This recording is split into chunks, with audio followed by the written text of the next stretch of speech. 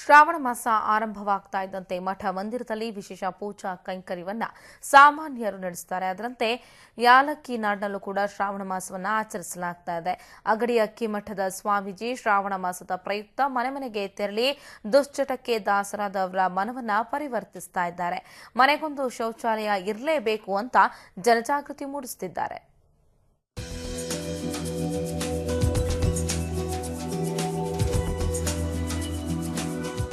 ಸಾಕಷ್ಟು ಯುವಕರು ದುಶ್ಚಟಕ್ಕೆ ದಾಸರಾಗಿ ಆರೋಗ್ಯವನ್ನ ಹಾಳು ಮಾಡಿಕೊಳ್ತಾ ಇದ್ದಾರೆ.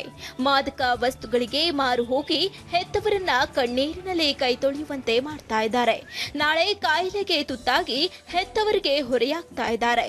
ಇದನ್ನ ಮನಗಂಡಿರುವ ಶ್ರೀ ಗುರುಲಿಂಗ ಸ್ವಾಮೀಜಿ ದುಶ್ಚಟದಿಂದ ಯುವಕರನ್ನ ದೂರ ಮಾಡಲು ವಿಶೇಷವಾದ ಜನಜಾಗೃತಿ ಪಾದಯಾತ್ರೆಯನ್ನ ಮಾಡುತ್ತಿದ್ದಾರೆ. ಇವತ್ತಿನ 21ನೇ ಶತಮಾನದಲ್ಲಿ ಧರ್ಮ ಸಂಸ್ಕೃತಿ ಅನ್ನೋದು ನಶಿಸಿ ಹೋಗ್ತಾ ಇದೆ. ಮಕ್ಕಳಿಗೆ ಸಂಸ್ಕಾರ ಅನ್ನೋದು ಗೊತ್ತಿಲ್ಲ, ಗುರು ಅಂದರೆ ಗೊತ್ತಿಲ್ಲ. ಹೀಗಾಗಿ ಅದನ್ನು ಸರಿಯಾದ ದಾರಿಯಲ್ಲಿ ನಡೆಸಬೇಕಾಗಿದ್ದು, ಧರ್ಮದ ದಾರಿಯನ್ನು ತೋರಿಸಬೇಕಾಗಿದ್ದು ಅದು ಗುರುಗಳ ಕರ್ತವ್ಯ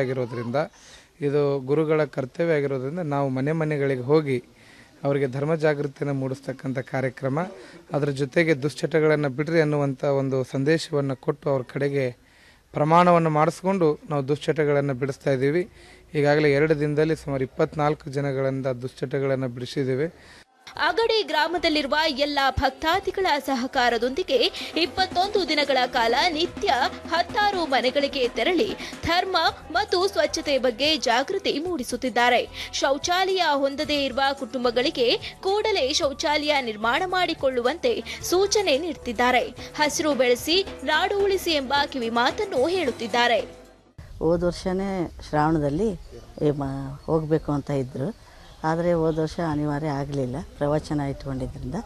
ಈ ವರ್ಷ ನಮ್ಮ ಅಂಗನವಾಡಿ ಕಾರ್ಯಕರ್ತೆಯವರಿಗೆ, ಊರ ನಾಗರಿಕರಿಗೆ ಎಲ್ಲರಿಗೂ ಕರೆದು ಒಂದು ಸಭಾ ಮಾಡಿ ನಾ ಹಿಂಗೆ ಬರಬೇಕು, ಮನೆ ಮನೆಗೆ ಹೋಗಬೇಕು ಅನ್ನೋ ಅವರಿಗೆ ಎಸ್ಟಿಮೇಟ್ ಇತ್ತು.